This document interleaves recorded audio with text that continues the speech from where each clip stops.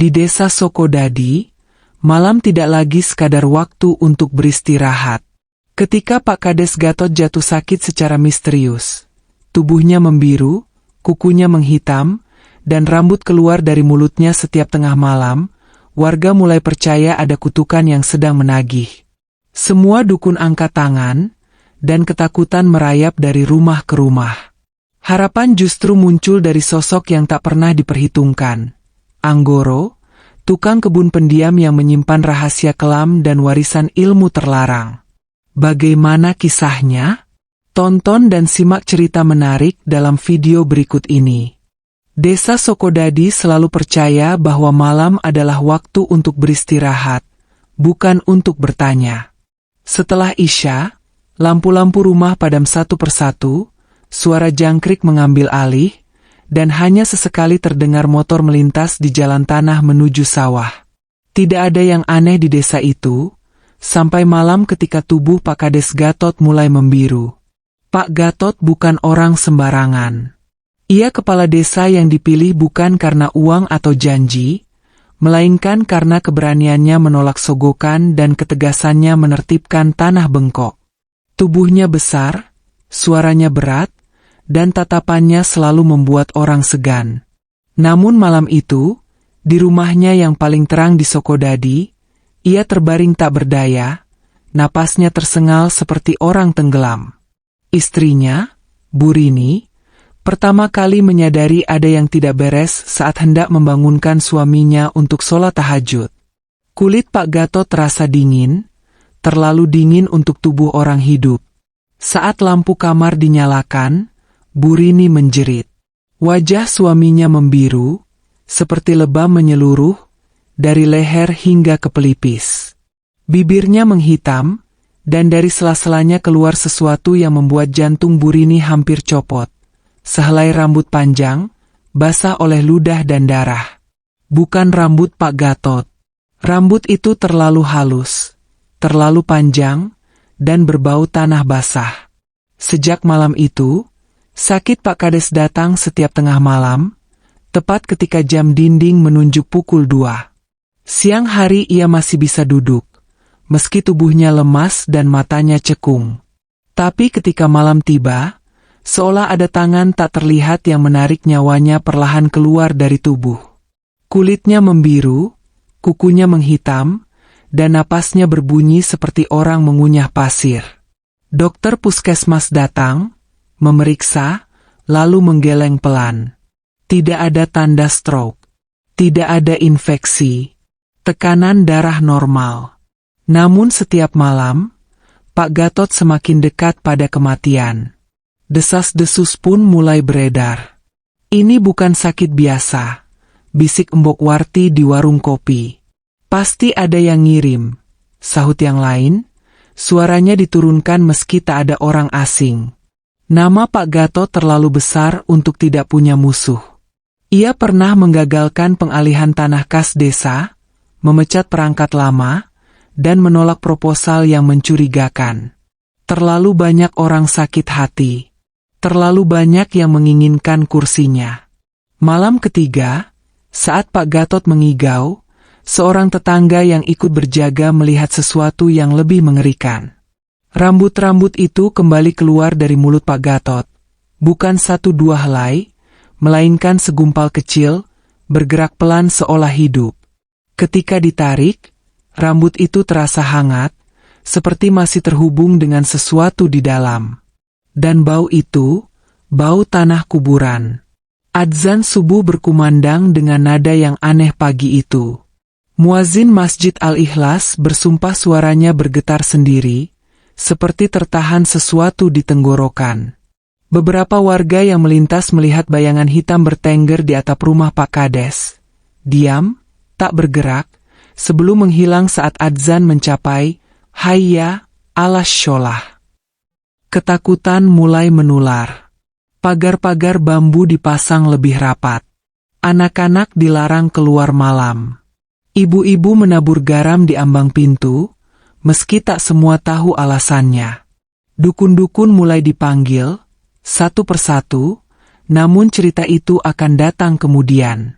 Di tengah kegelisahan itu, ada satu sosok yang luput dari perhatian. Anggoro.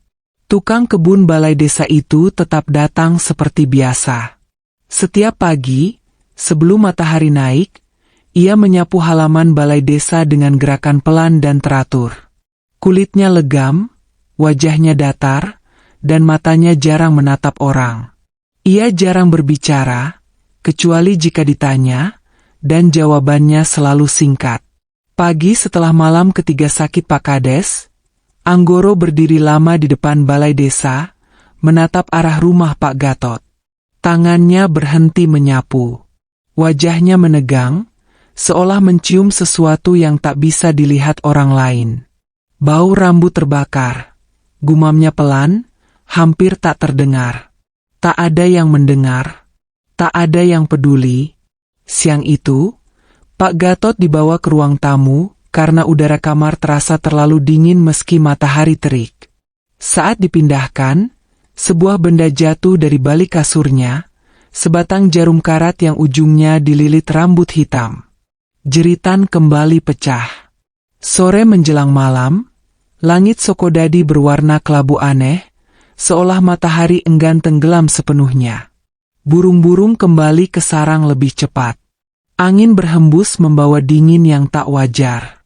Malam itu, sebelum jam 2, Anggoro tidak pulang. Ia duduk sendirian di gudang balai desa, membuka kain lusuh yang selama ini ia simpan di tasnya.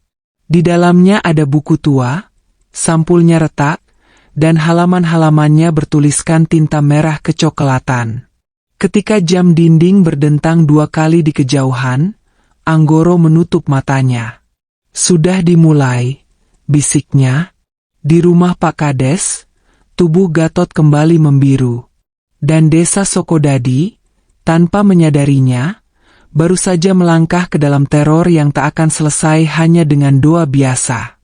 Pagi di desa Sokodadi tidak lagi terasa seperti pagi. Matahari tetap terbit, ayam tetap berkokok, dan para petani tetap berangkat ke sawah. Tetapi ada sesuatu yang tertinggal di udara, rasa was-was yang menempel di dada, membuat napas terasa lebih pendek. Setiap orang berbicara lebih pelan, seolah takut suaranya mengundang sesuatu yang tak terlihat. Kabar tentang kondisi Pak Kades Gatot menyebar lebih cepat daripada angin. Dari mulut ke mulut, dari warung kopi ke teras masjid, ceritanya tumbuh dan berubah, tapi intinya sama. Kepala desa mereka sedang ditarik oleh kekuatan yang bukan milik dunia manusia. Hari keempat sakitnya Pak Gatot menjadi titik balik. Pagi itu, ia tak lagi mampu bangun sendiri. Tubuhnya lemas seperti kehilangan tulang, dan bekas biru di kulitnya tak sepenuhnya hilang meski matahari sudah tinggi. Kuku-kukunya tetap gelap, seolah darahnya membeku di dalam. Bu Rini, dengan mata sembab dan suara serak karena kurang tidur, akhirnya menyerah pada saran warga. Panggil orang pintar, katanya lirih. Dukun pertama datang sebelum zuhur. Namanya Mbah Kromodiharjo, orang tua dari desa sebelah yang terkenal bisa melihat penyakit. Ia membawa tas kain berisi kembang, kemenyan, dan botol kecil air bening. Setelah memeriksa Pak Gatot, wajahnya mengeras. Ia duduk bersila lama sekali, memejamkan mata, lalu menggeleng pelan. Ini kiriman, katanya akhirnya. Dan bukan kiriman sembarangan. Ritual dilakukan sore itu juga. Kemenyan dibakar, doa dibaca, dan air disiramkan ke tubuh Pak Gatot. Namun malam datang tanpa perubahan. Tepat pukul 2, Pak Gatot kembali mengerang. Rambut hitam keluar dari mulutnya, lebih banyak dari malam sebelumnya. Bau tanah basah semakin menyengat, sampai membuat beberapa warga yang berjaga muntah di halaman. Mbah Kromo pulang sebelum subuh, wajahnya pucat. Saya tidak sanggup, katanya singkat. Yang mengirim bukan orang kecil. Dukun kedua dan ketiga datang di hari berikutnya. Semuanya berakhir sama. Penolakan halus, wajah ketakutan, dan nasihat agar keluarga bersiap menghadapi kemungkinan terburuk. Salah satu bahkan berbisik pada Burini bahwa santet ini bukan untuk membunuh cepat, melainkan untuk mempermalukan dan menggerogoti perlahan, sampai jiwa korbannya retak sebelum mati. Ketakutan pun berubah menjadi paranoia. Setiap suara di malam hari dicurigai. Setiap orang asing dipandang dengan mata penuh tanya. Warga mulai menghitung musuh Pak Kades, menyebut nama-nama dengan suara pelan. Ada yang menyebut mantan calon kepala desa yang kalah. Ada yang menuding perangkat lama yang diberhentikan. Bahkan ada yang berani berbisik tentang kerabat sendiri. Dan setiap bisikan selalu diakhiri dengan kalimat yang sama. Kalau ini santet, berarti ada yang ingin Pak Kades hancur. Malam kelima membawa tanda yang lebih mengerikan. Seorang pemuda yang berjaga di rumah Pak Gatot menemukan sesuatu di bawah ranjang. Bungkusan kain kafan kecil, terikat benang hitam. Saat dibuka, isinya membuat semua orang terdiam, tanah kuburan, serpihan kuku manusia, dan sebatang jarum karat yang dililit rambut. Tak ada lagi yang menyangkal. Ini santet. Sejak itu, kebiasaan desa berubah. Anak-anak dilarang keluar setelah maghrib. Pintu dan jendela ditutup rapat sebelum malam benar-benar turun. Beberapa rumah menggantungkan daun kelor, cermin kecil, atau rajah yang bahkan mereka sendiri tak paham artinya. Doa-doa dibaca lebih keras, tetapi justru terasa semakin hampa. Di balai desa, suasana tak kalah tegang. Urusan administrasi terbengkalai. Surat-surat menumpuk. Namun setiap pagi, halaman tetap bersih. Disapu rapi, tanpa daun tersisa. Anggoro. Ia tetap datang seperti biasa. Tidak bertanya. Tidak ikut bergosip. Saat orang-orang membicarakan santet dengan wajah pucat, ia hanya menunduk, menyapu, seolah dunia di sekelilingnya tak berubah. Namun pagi itu, seseorang memperhatikannya lebih lama. Pak RT, yang sejak kecil mengenal Anggoro, melihat tangan tukang kebun itu berhenti di tengah gerakan. Anggoro berdiri kaku, matanya terpejam, seperti sedang mendengarkan sesuatu yang jauh. Angin berhembus pelan, dan wajah Anggoro mengeras. Ada yang salah? Tanya Pak RT. Anggoro membuka mata. Tatapannya tajam sesaat, lalu kembali kosong. Belum selesai, jawabnya singkat. Apanya? Pak RT mengernyit. Anggoro tak menjawab. Ia kembali menyapu, seolah percakapan itu tak pernah terjadi.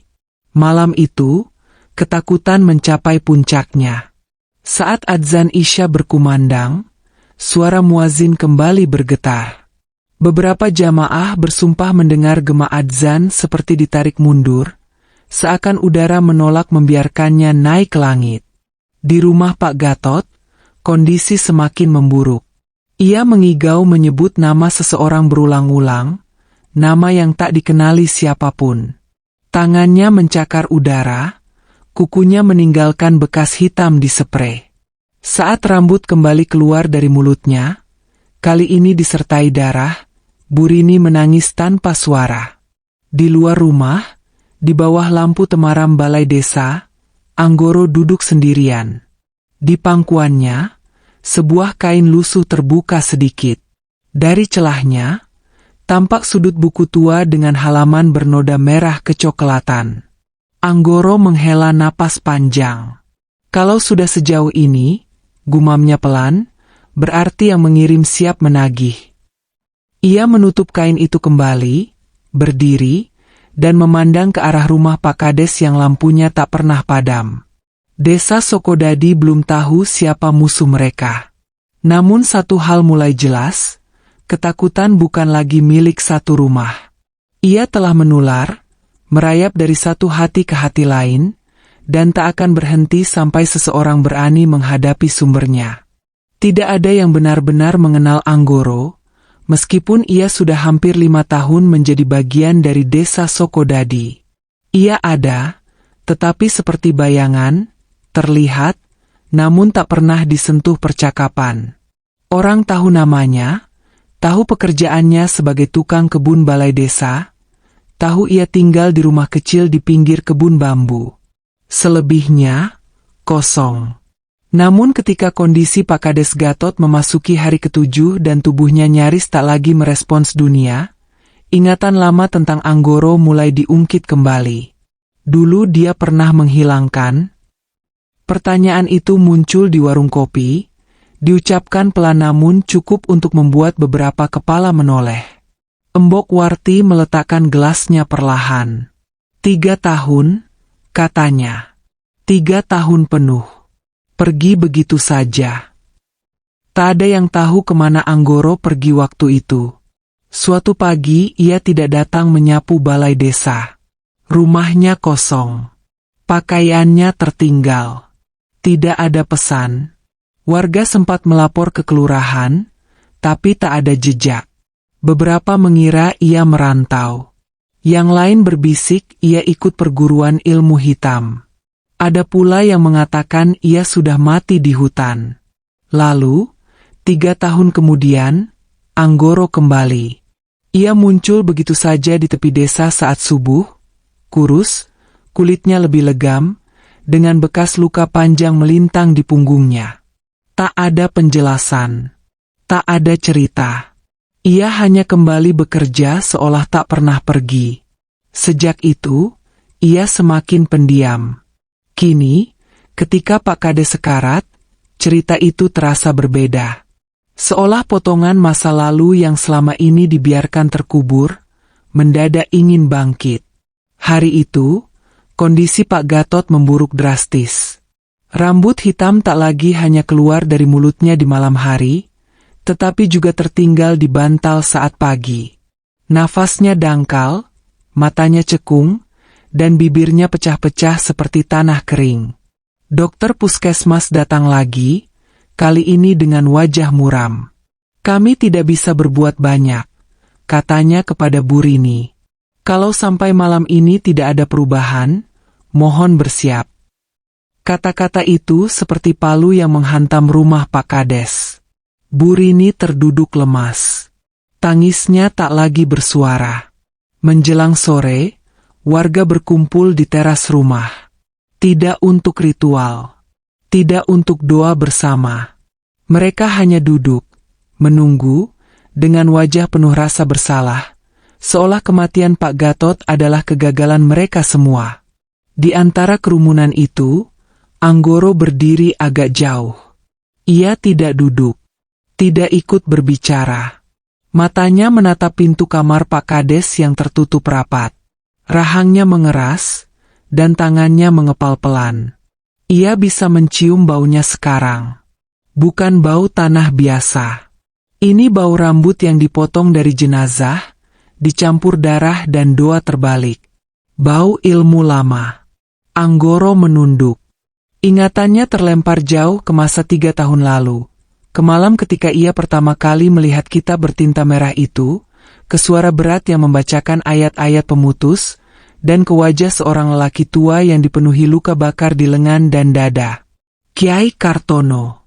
Ilmu ini bukan untuk pamer, kata Kiai itu dulu. Dan bukan untuk balas dendam. Kalau kau pakai dengan niat salah, kau akan binasa sebelum musuhmu.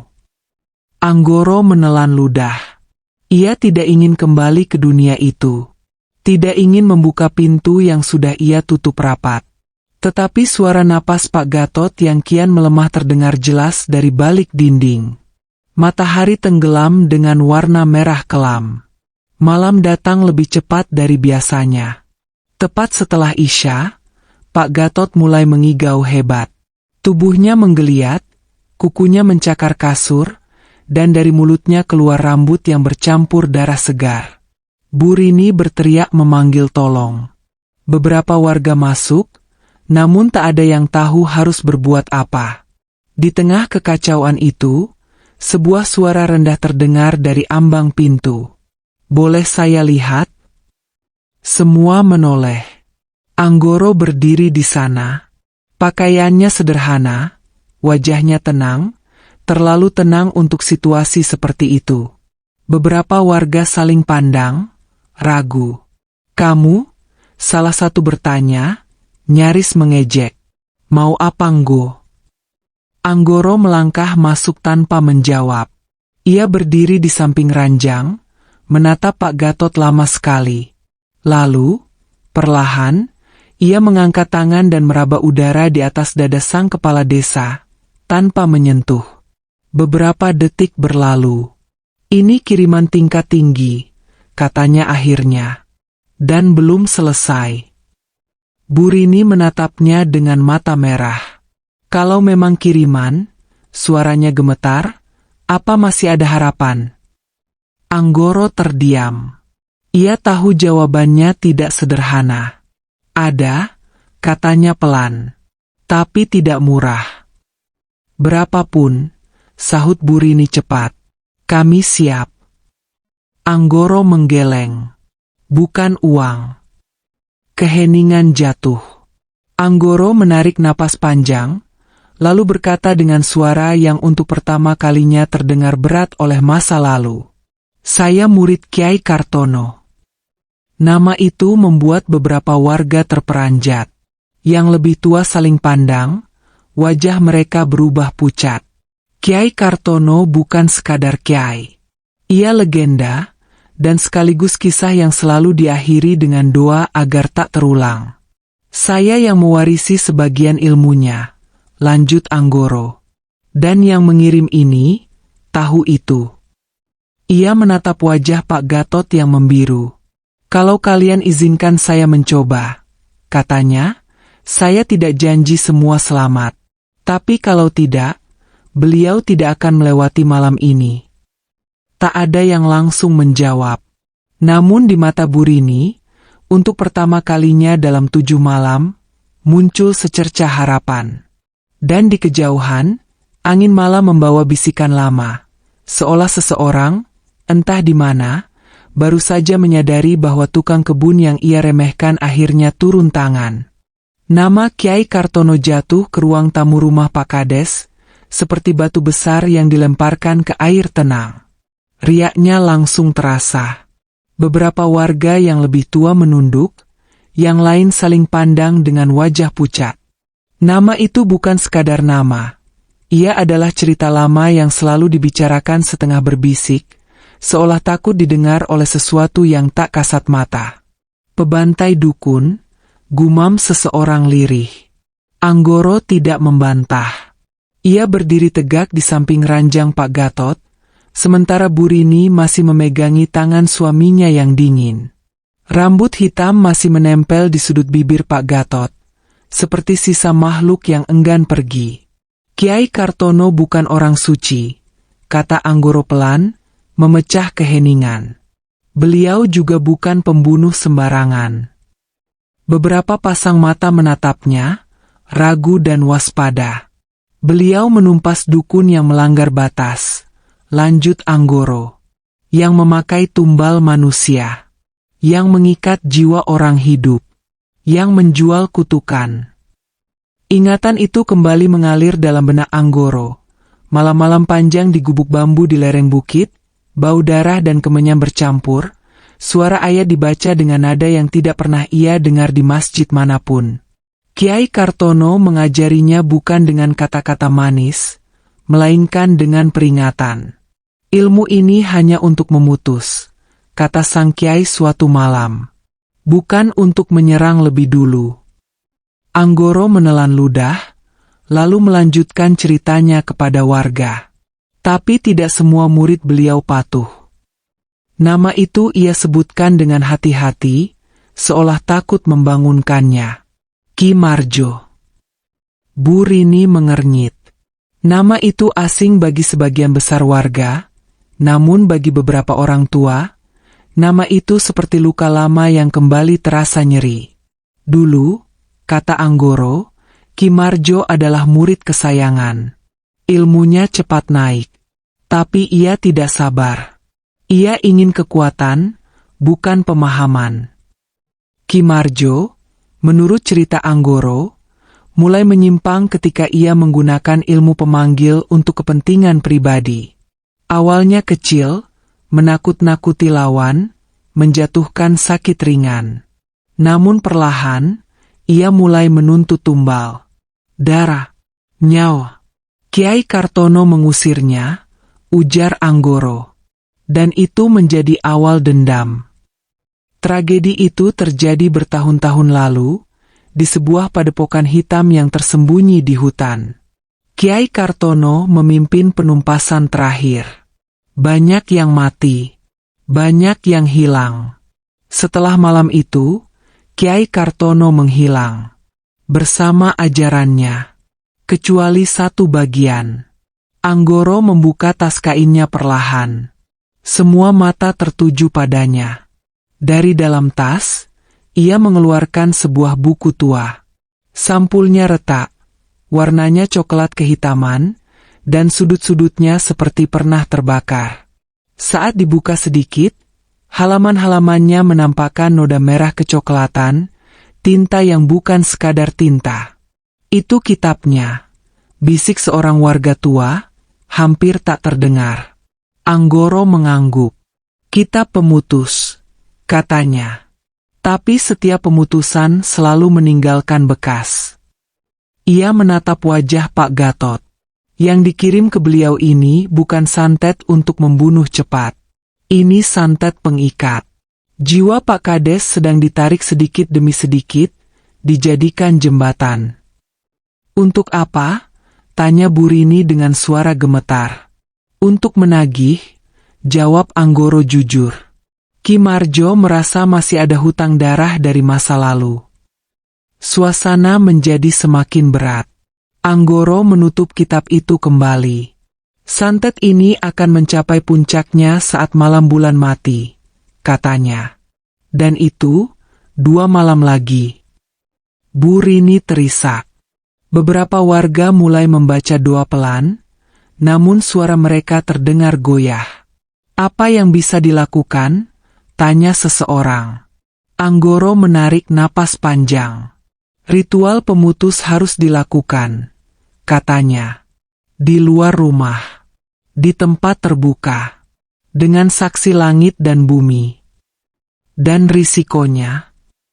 Bu Rini menatapnya tajam. Anggoro tidak menghindar.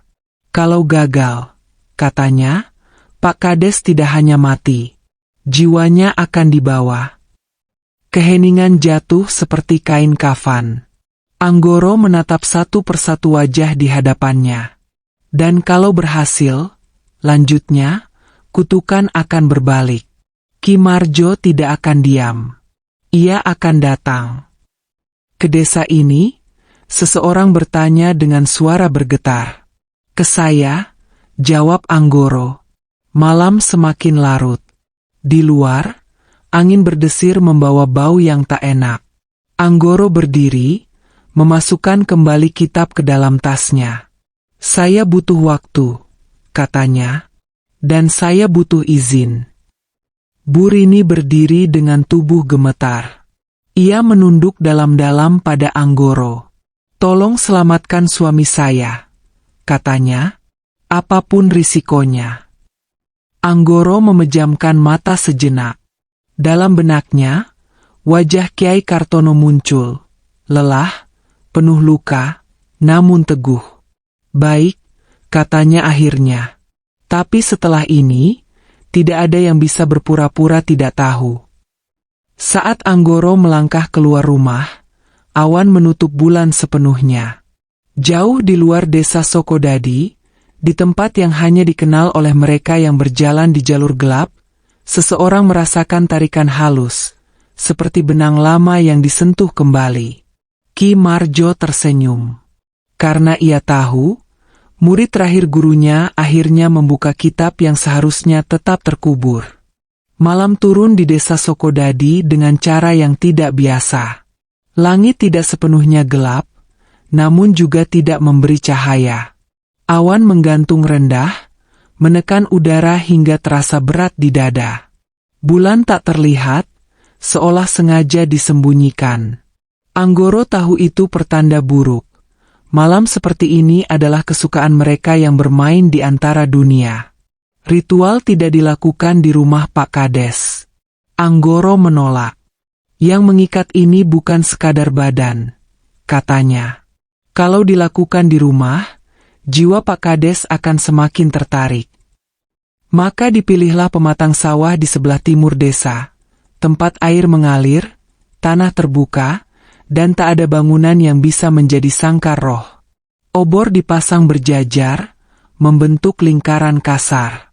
Garam ditabur, tanah kuburan diletakkan di 4 penjuru, dan kendi berisi air sumur tua disiapkan di tengah. Pak Gatot dibaringkan di atas tikar pandan. Tubuhnya ringan seperti kehilangan isi, napasnya putus-putus. Rambut hitam masih terselip di sudut bibirnya. Bu Rini duduk di sisi kepala, menggenggam tangannya erat-erat, seolah takut jika dilepas, suaminya akan pergi begitu saja. Anggoro berdiri di tengah lingkaran. Ia membuka tas kainnya dan mengeluarkan kitab bertinta merah. Saat kitab itu dibuka, angin mendadak berhenti. Jangkrik yang sejak tadi bersuara, mendadak diam. "Jangan ada yang masuk lingkaran," kata Anggoro tegas. "Dan apapun yang kalian dengar nanti, jangan dijawab." Ia mulai membaca.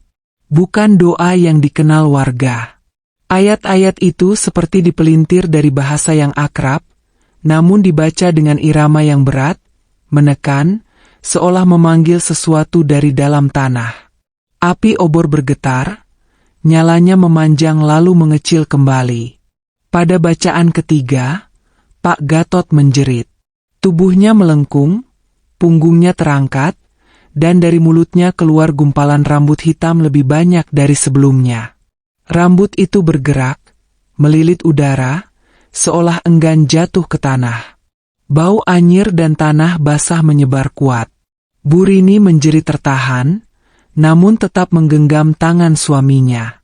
Anggoro tidak berhenti. Keringat mengalir di pelipisnya. Ia tahu ini baru awal. Tiba-tiba, angin berputar di sekitar pematang sawah. Api obor hampir padam. Dari kejauhan, terdengar suara tawa, pelan, berat, dan berlapis, seolah datang dari banyak mulut sekaligus. "Anggoro," suara itu berbisik. "Akhirnya kau buka juga." Anggoro menggertakkan gigi. "Ki Marjo," katanya tanpa membuka mata. "Ilmumu busuk sejak dulu." Tawa itu mengeras. "Kau bicara seolah gurumu suci," balas suara itu. "Padahal kau tahu, darah siapa yang masih menempel di kitab itu." Anggoro terdiam sesaat. Konsentrasinya goyah, dan itu cukup. Serangan balik datang cepat. Anggoro terhuyung. Dari mulutnya sendiri, keluar sehelai rambut hitam. Lalu satu lagi. Dadanya terasa sesak, seolah ada tangan yang meremas paru-parunya dari dalam. Ia terjatuh berlutut, kitab hampir terlepas dari tangannya. "Anggoro," teriak seseorang dari luar lingkaran. "Diam," hardiknya. "Jangan masuk." Pak Gatot tiba-tiba terdiam. Napasnya berhenti sesaat. Bu Rini menjerit. Di tengah kekacauan itu, suara Ki Marjo terdengar jelas, kini lebih dekat.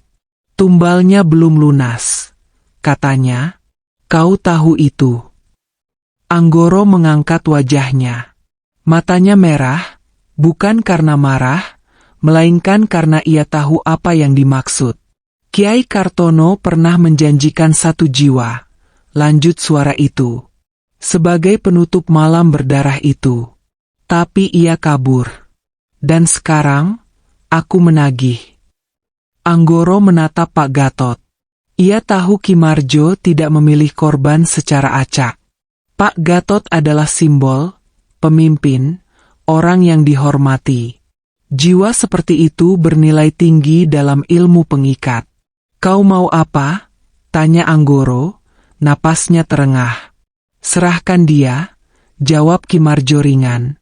Atau ganti dengan milikmu. Obor di sekeliling mereka berkedip.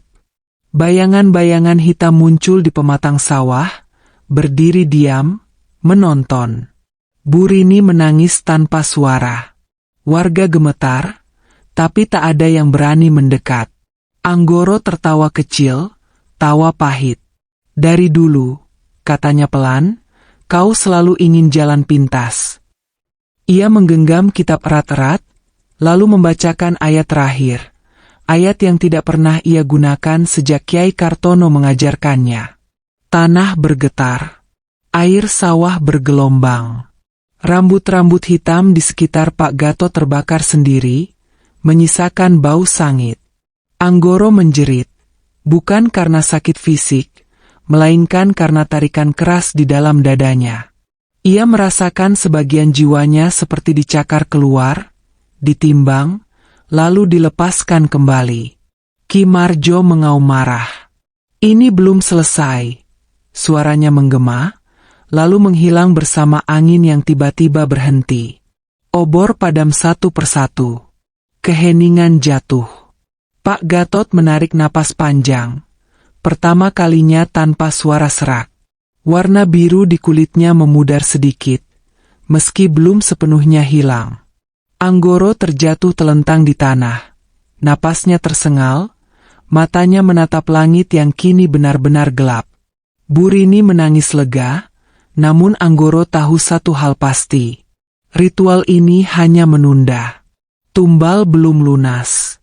Dan Ki Marjo sekarang tahu, murid terakhir Kiai Kartono siap membayar harga apapun, selama bukan jiwa orang yang tak bersalah.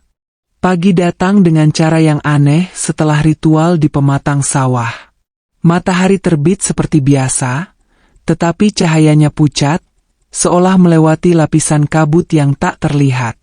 Desa Sokodadi terbangun dengan rasa lelah yang sama, bukan lelah tubuh, melainkan lelah jiwa.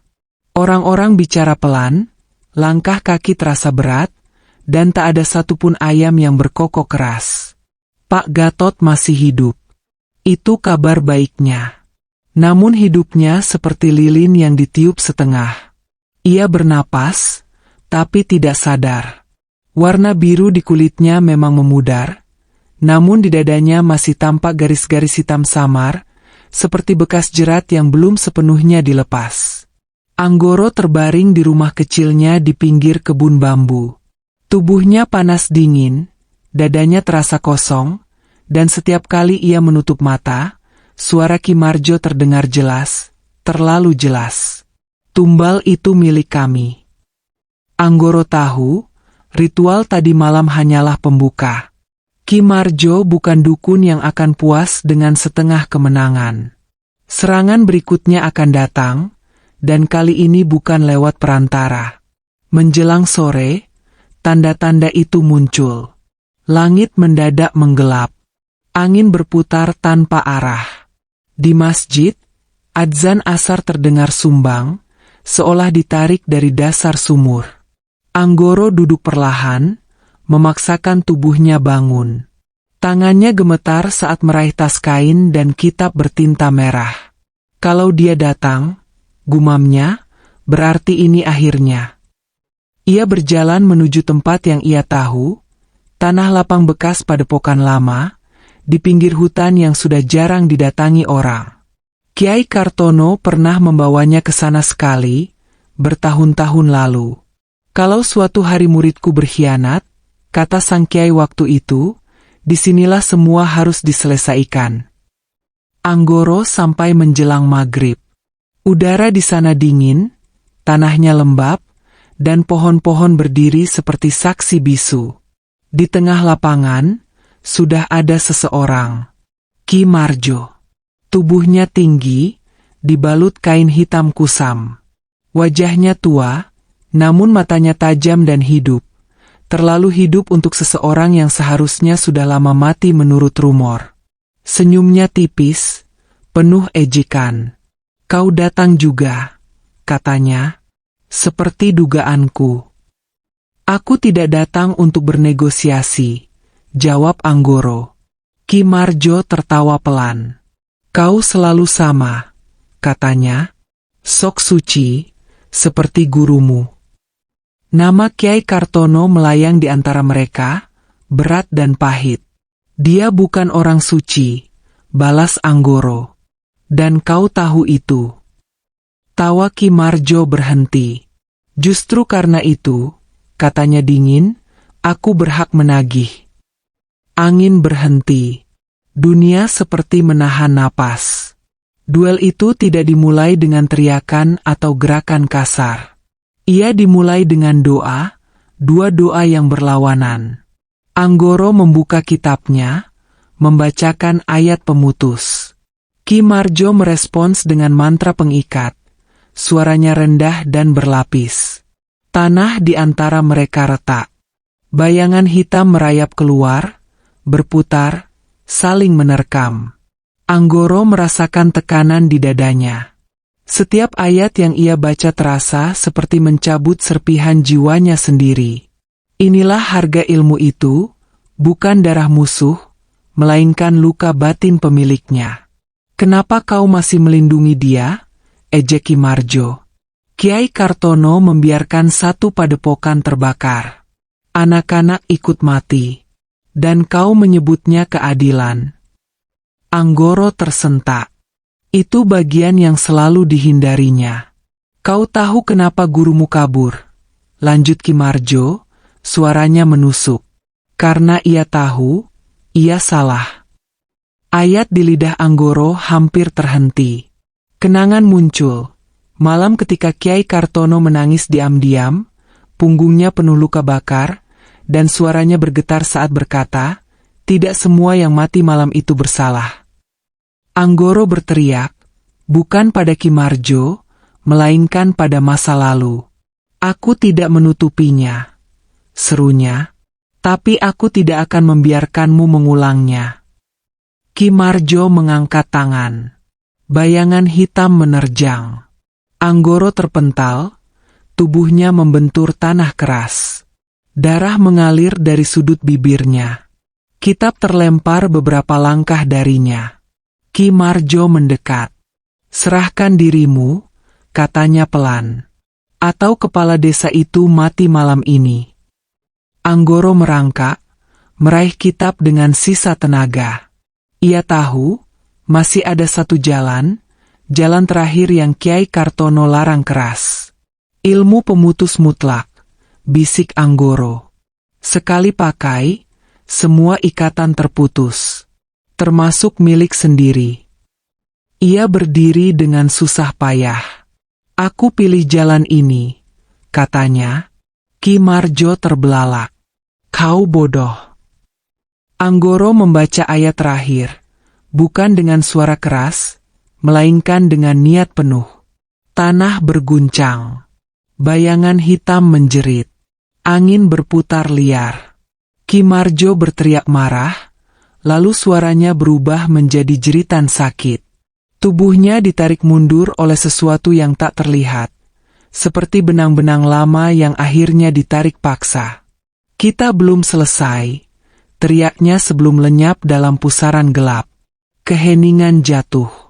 Anggoro terhuyung, lalu jatuh berlutut. Dadanya terasa kosong, bukan sakit, melainkan hampa.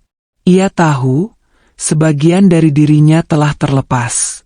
Di desa, pada saat yang sama, Pak Gatot menarik napas panjang dan membuka mata. Santet itu putus. Namun harga telah dibayar. Dan Anggoro tahu, meski desa selamat, dirinya tak akan pernah benar-benar kembali menjadi orang biasa. Desa Sokodadi tidak langsung kembali seperti semula setelah malam itu. Pagi memang datang, matahari terbit dari timur seperti biasanya, tetapi orang-orang bangun dengan perasaan seolah baru saja melewati mimpi buruk yang terlalu nyata untuk dilupakan. Ada sesuatu yang hilang dari udara, tekanan yang selama berhari-hari menempel di dada kini lenyap, menyisakan kelelahan yang dalam. Pak Kades Gatot siuman tepat setelah subuh. Saat Bu Rini mendengar suaminya menarik napas panjang lalu mengerang pelan, ia sempat mengira itu hanya igauan. Namun ketika mata Pak Gatot terbuka, jernih, meski masih lemah, ia menangis tanpa bisa menahan diri. Rambut hitam yang selama ini keluar dari mulut Pak Gatot tak muncul lagi. Kulitnya kembali ke warna semula, dan garis-garis hitam di dadanya memudar perlahan, seperti bekas luka lama yang akhirnya sembuh.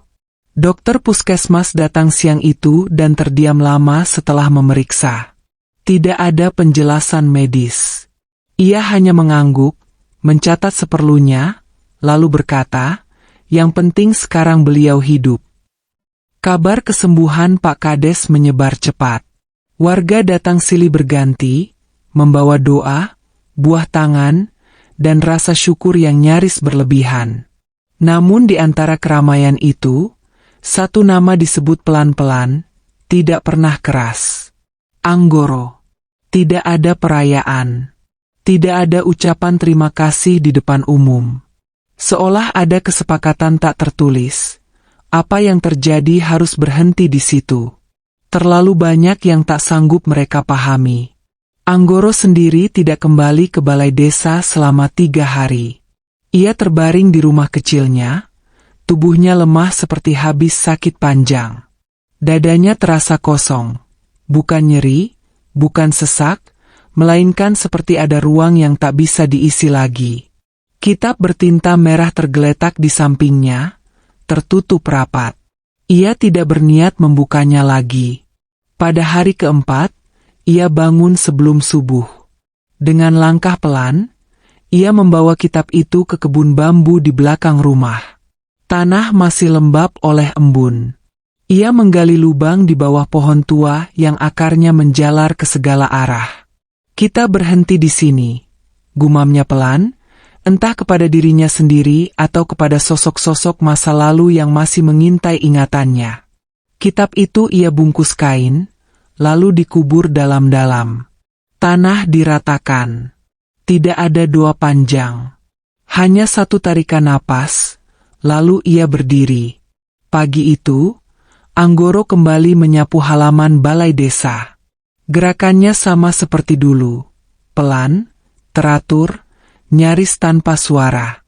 Warga yang melihatnya hanya mengangguk singkat. Tak ada yang bertanya, tak ada yang memuji. Anggoro tidak keberatan. Ia memang tidak pernah mencari pengakuan. Pak Gatot, yang mulai bisa duduk di teras rumahnya, memandang dari kejauhan. Tatapannya lama mengikuti sosok tukang kebun itu. Ada rasa terima kasih yang besar di dadanya, bercampur dengan sesuatu yang lebih berat.